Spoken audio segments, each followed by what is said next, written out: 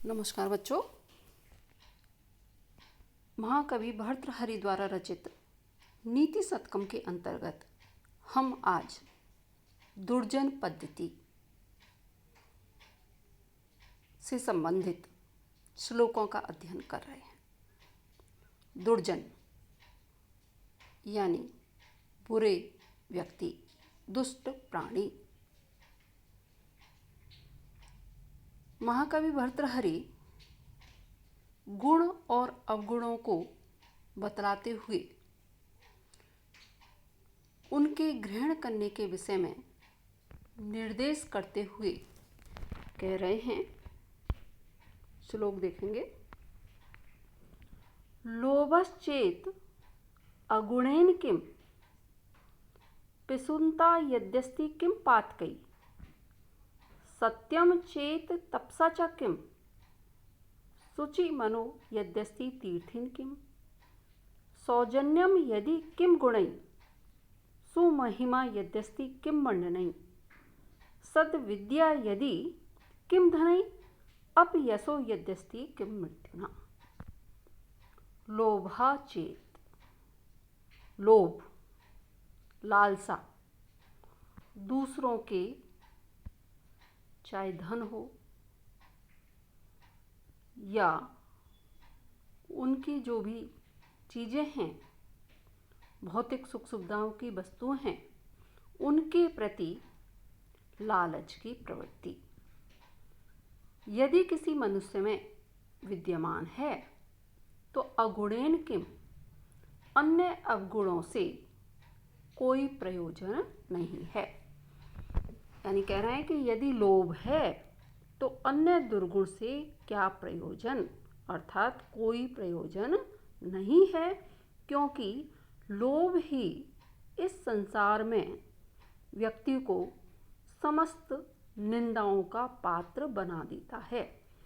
अन्य अवगुण मनुष्य को जिस स्थिति में पहुंचाते हैं, उस स्थिति के लिए एकमात्र लोभ जो है वह पहुंचाने के लिए पर्याप्त है। इसलिए मनुष्य को लोभ जो है या लालच की प्रवृत्ति अपने मन में नहीं पनपने देनी चाहिए। आगे क्या कह रहे हैं। पिशुनता यदि अस्ति पातकै किम, यदि पिशुनता अर्थात पीछे से परोक्ष में दूसरों के दोषों का कथन करना, जिसको हम कह सकते हैं चुगलखोरी, यदि चुगलखोरी है तो पापै किम, अन्य पापों से क्या प्रयोजन।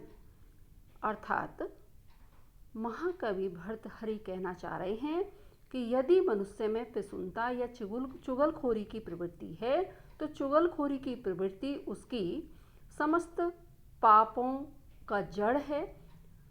वह अन्य पाप कर्म करने से जितनी उसे दुर्वस्था प्राप्त होगी, उतनी उसे चुगलखोरी से प्राप्त हो जाएगी।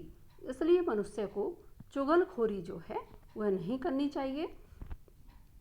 आगे कह रहे हैं सत्यम चेत तपसा च किम, यदि मनुष्य ने अपने जीवन में सत्य संभाषण, सत्य वार्तालाप या सत्यपूर्ण आचरण अपना लिया है तो ऐसे व्यक्ति के लिए अन्य किसी कर्मकांड, तपस्या आदि की आवश्यकता नहीं है।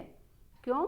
क्योंकि सत्य भाषण ही सब पापों का विनाशक तप है। सत्यम परमो धर्मः, सत्य ही क्या है? परम धर्म है। धर्म क्या है? धारणीय है। यदि किसी व्यक्ति ने जो सत्य है उसको अपना धर्म बना लिया है, यानी सत्य को अपने जीवन में उतार लिया है, तो उसे अन्य किसी तपस्या की आवश्यकता नहीं है, क्योंकि सबसे बड़ा तप जो है सत्य का धारण करना है। आगे कह रहे हैं मनः यदि शुचि अस्ति तीर्थेन किम, ये बहुत बड़ी बात है। वो कह रहे हैं कि यदि मन जो है वो कैसा है? शुचि, पवित्र है। पवित्र किससे?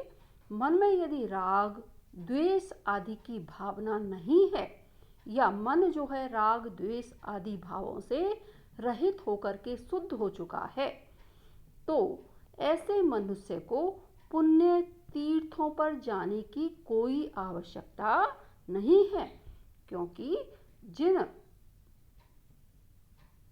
पुण्यों की प्राप्ति, जिन आगमनों की प्राप्ति उसे तीर्थाटन से प्राप्त होगी, वह उसके मन की पवित्रता से प्राप्त हो जाएगी, क्योंकि शुद्ध मन जो है मनुष्य का सबसे बड़ा तीर्थ है।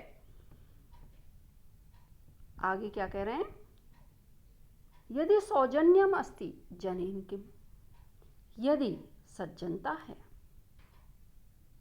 सरल आचरण है, सहजता है, तो परिजनों से क्या, यानी सेवक वर्ग या जो आपके परिजन हैं उनकी कोई आवश्यकता नहीं है, क्योंकि सज्जन के सभी लोग क्या हो जाते हैं? परिजन हो जाते हैं और उसके सभी कार्यों को पूरा कर देते हैं। इसलिए मनुष्य ने यदि सज्जनता को धारण कर लिया है तो उसे परिजनों की कोई आवश्यकता नहीं है, क्योंकि उसके लिए संपूर्ण विश्व ही परिजन तुल्य है। यदि महिमा अस्ति मंडने किम, यदि मनुष्य के पास महिमा है अर्थात अपना महत्व है, अर्थात संपूर्ण संसार में, समाज में, क्षेत्र में उसकी ख्याति है, तो ऐसे व्यक्ति को अन्य अलंकरणों से क्या प्रयोजन, अर्थात उसे अपना महत्व प्रदर्शन करने हेतु अन्य जो धातु निर्मित, सोना चांदी आदि से निर्मित जो अलंकरण हैं, सौंदर्यवर्धक जो अलंकरण हैं, आभूषण हैं, उनको धारण करने की कोई आवश्यकता नहीं है। सद्विद्या यदि धनै अपयसो यद्यस्ति किम मृत्युना, यदि सद्विद्या है, मनुष्य के पास अच्छी विद्या है, निर्दोष विद्या है, तो ऐसे व्यक्ति के लिए संपूर्ण जो भोग विलास हैं उनकी कोई आवश्यकता नहीं है। संपूर्ण सुख सुविधाएं या सांसारिक सुख समृद्धि उसे वैसे ही प्राप्त हो जाएंगी, उसे धन की कोई आवश्यकता नहीं है। अर्थात धन के द्वारा प्राप्त होने वाली जो इच्छाएं हैं या जो भी लौकिक सुख सुविधाएं हैं, वे उसे विद्या या ज्ञान के द्वारा स्वतः ही प्राप्त हो जाएंगी। यदि अपयसा अस्ति मृत्युना किम, और यदि मनुष्य का सर्वत्र क्या फैल गया है? अपयस फैल गया है, उसकी सर्वत्र चारों ओर निंदा हो रही है, या उसका व्यवहार इतना खराब हो चुका है कि उसे सर्वत्र बुरी दृष्टि से देखा जाता है या कुदृष्टि से देखा जाता है, तो ऐसे व्यक्ति का जीवन धारण करना कैसा है? निरर्थक है, उसका मर जाना ही श्रेयस्कर है।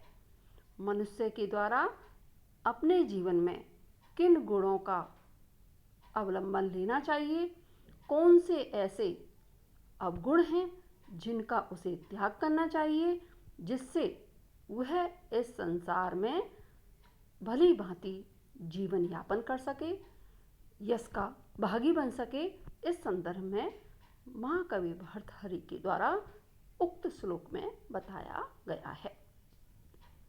उपर्युक्त श्लोक में जो वर्णित सत्य है, तप है, पवित्र मन है, सज्जनता, महिमा, सद्विद्या आदि जो सद्गुण हैं, इन्हीं को मनुष्य के द्वारा अर्जित करना चाहिए।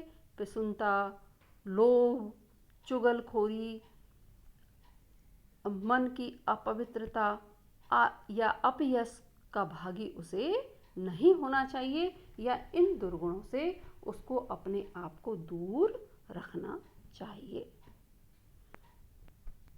प्रस्तुत श्लोक में शार्दूल विक्रीणितम छंद है।